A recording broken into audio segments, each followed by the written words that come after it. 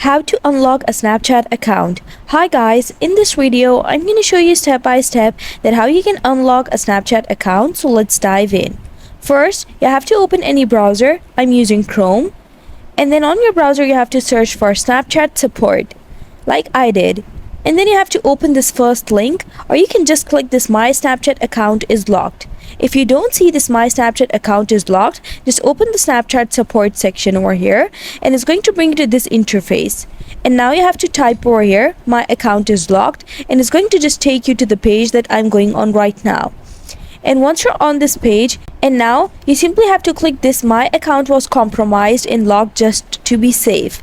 And then you have to click contact Snapchat support over here and it's going to bring you to this page over here.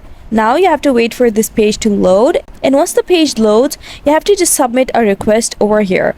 Just choose these options accordingly and then scroll down, enter your username, your email, your mobile number, and then just put in the description and then submit a request.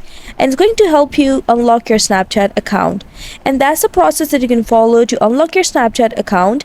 I hope you found the process easy and liked my video. And if you did, please don't forget to like and subscribe my channel. Thank you very much. See you again.